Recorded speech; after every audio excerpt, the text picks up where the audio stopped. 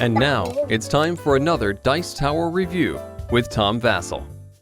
Today we're going to be taking a look at a game called Ristorante, Italia. This is a game from Red Glove. You may not have heard of it. Elfin Works. I picked it up, and you know, when I saw and looked at it, it was one that appealed to me. You can tell I'm someone who's a fan of food. I'm a fan of cooking, like to cook. It's a pretty interesting idea, and I'm always yelling that Euro games have the same old tired theme of trading in the Mediterranean or building a castle.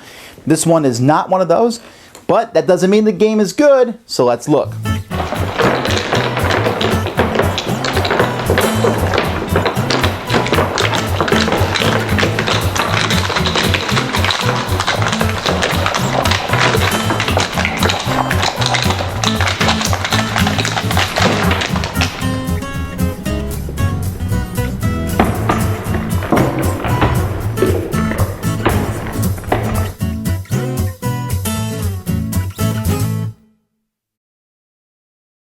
Think there's enough pieces in this game? Because there is a lot. Now this game comes with a basic game and an advanced game, and I'm just going to tell you about everything. The advanced game basically adds this board here and some extra things that you can do. But what you're trying to do over the course of this game is you're trying to build up your restaurant and have the best recipes that you can. And you're going to be doing that by getting points. At the end of the game, you're going to score points based on a few different things. Now, what players are going to be trying to do is they're going to be trying to complete different recipes, and these recipes are going to need different ingredients. And there's different markets in the middle of the board. Each of these has different ingredients. For example, here in this market, you can see that chocolate and liquor and cheese and truffles and onions and milk are available right now. And over here in the fruits and veggie market, we see peaches. And one of the things that I really like about this game is you're going to have more of these that you'll be pulling and placing out as they're ingredients are bought at the markets, and so there's little places to put these. Now here are the cards that you'll be taking over the course of the game. Each round of the game has 3 rounds and then a scoring round. Each phase, so there's 4 of these larger rounds, and then so on each round you get 2 actions.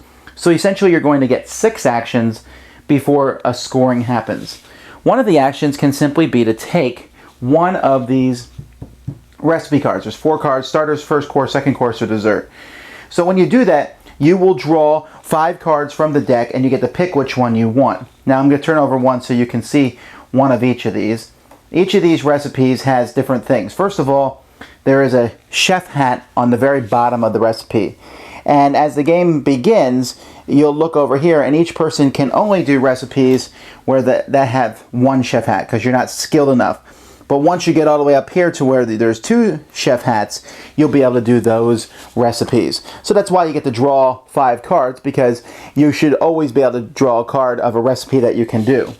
The recipe also has a certain amount of ingredients that you will need to complete that recipe. For example, peaches and syrup only needs peaches, while the linguine with lobster and lemon needs lobster and lemon. Each of these cards also has a certain amount of income that it will bring your restaurant, and a certain amount of victory points that that card is worth at the end of the game. So players will be doing that. That's one of the actions you can take. Another action you can take is to come here and get an ingredient. You simply will pay the cost of the ingredient. And before you get ingredients, you're allowed to wipe all the ingredients if you want to and put them all in the trash can of the associated store, and then bring out 6 new ingredients, hopefully having the one that you're looking for as you pull out the new ingredients. So, mozzarella, that's what I was looking for, because we all know mozzarella makes almost everything better. So those are the 2 main actions you can take. In the advanced game, there's other actions you can take, like you can buy a table for your restaurant. You can get a bonus card that will give you special actions. You pay for those also. You can buy these little ingredients, basically salt ingredients that you put in your cup. By the way, each player has a cup where they put all the money that they have over the course of the game. And also, I didn't mention, besides taking a recipe card, you can also take a wine card. Now, a wine card is useful because it brings in income and victory points, and you don't have to do anything for it. You simply have to pay for the wine. So, for example, this wine, primitive wine, costs 6 coins, but each income phase will bring you 12, and at the end of the game is 12 is worth 2 victory points. Not to mention that, but many of the different recipes have a wine at the bottom. So for example here, this meringue card, at the bottom of it you can see that it goes well with primitive wine. So if at the end of the game that's one of the menus that I have in my restaurant and I have primitive wine, I will get a bonus. Now, at the end of each round, after all players have taken 2 actions 3 times each, so 6 actions total, players are going to look at the value of all the recipes that they do. Everyone will put out the recipes, discard the ingredients, and you'll put the recipes in your restaurant. Each player has room to put 2 recipes of each type, 2 starters, 2 first course, second course, and 2 desserts. And they have room for 3 wines on the side. So the player who has the highest is going to get to move their chef hat up 3 spots. The second highest goes up 2 spots, and everyone else goes up 1 spot.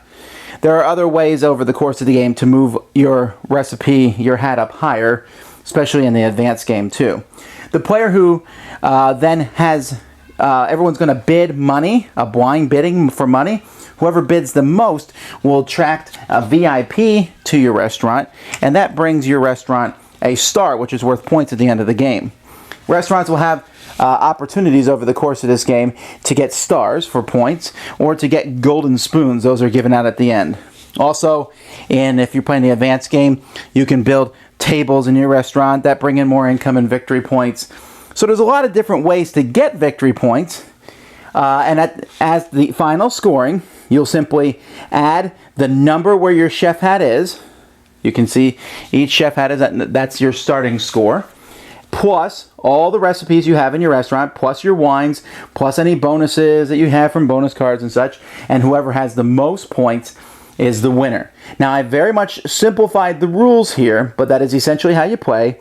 Over the course of this game, you're going to have 24 different actions that you'll be taking, and you'll be buying products, making recipes, and I guess drinking wine. Folks, this is a solid game. I was very impressed. In my first playing, I wondered if there was a runaway leader problem, but there are checks and balances against that. There certainly is different ways that you can go. You can try to go for money. In fact, the game has a variant where I wonder if the designer thought maybe money strategy is a little bit stronger because you can, like, say you can't buy wines in the first turn because of the income they bring in, because that certainly is a good strategy. Or or tables. Speaking of which, let's take a sidebar here and talk about the advanced rules. Play with them. No reason not to. The basic game is okay, but the advanced rules add a lot to the game. Deciding to take those cubes can be the pushing you over the edge as to winning a chef's competition. But the game itself, the special cards, it just adds that extra flavor to the game. But anyway, the game has 2 strategies, like I said. Money. Try to get lots of money, or simply forget everything else and try to get the best dishes you possibly can. It's neat. The theme is strong. If you're making lobster bisque, you're going to need lobster for that. And so you go to the different markets and get food. Maybe that food's not available in the market, but you can usually get the food you want by clearing it and taking something else, but it's not guaranteed. So there's interesting things. You have only room to store 6 foods in your kitchen. You only have room for so many tables. You only have room for so much menus and wines. So you're trying to do all this stuff at the same time, but watching what everyone else does so that you can go against them.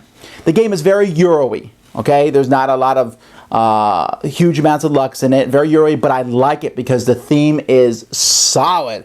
Straight on there, and it will get you talking about the different dishes. And I don't drink wine, so I don't know about all the different wines and how they match dishes, but that's a strategy in of itself as the game progresses, and it just has an enjoyable look. I mean, this is a heavy box. There is a lot inside this game.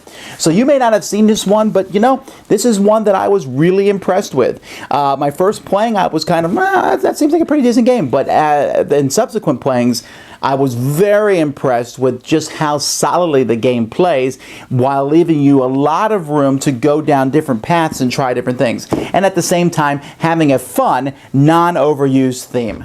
Thanks so much for watching the Dice Tower videos.